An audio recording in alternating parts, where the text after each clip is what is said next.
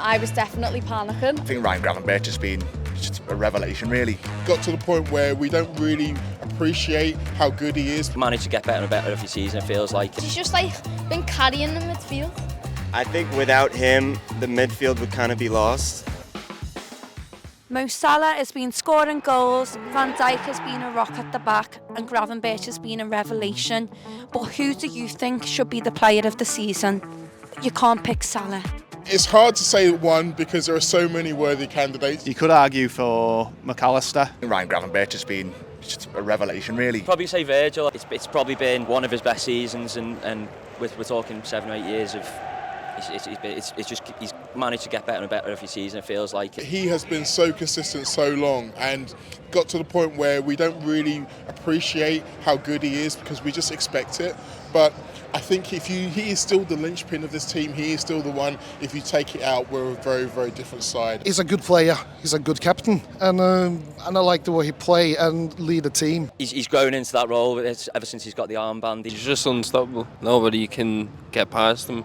He's just one of the best. The defensive record has been so much better than it was last season. Obviously, goal scorers are the ones who are going to get all the headlines. They're going to get the plaudits, but it's the other end that's just as important for me. I'd like to say Alisson, but then again he's been injured for quite a long period of time. So when Alisson has been there, he's always been reliable, he's always been good.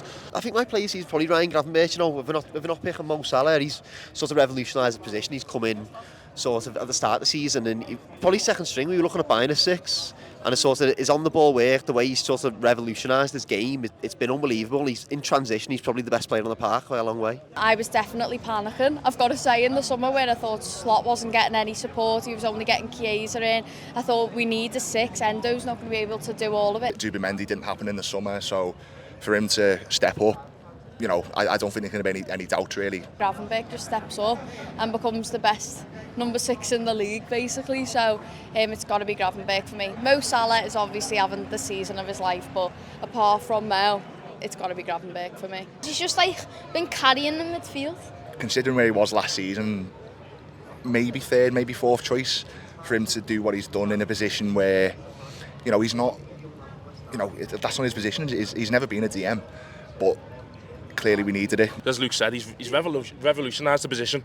You know, he's made it his own. Everyone was saying we need to get a 6, and he's come into the team and he's made that his position. You could argue for McAllister.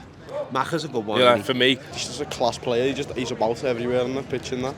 It gives you consistency. My favourite. You know, every week, like you don't get. I can't imagine any week where I've come out the ground thinking that McAllister was like a 6.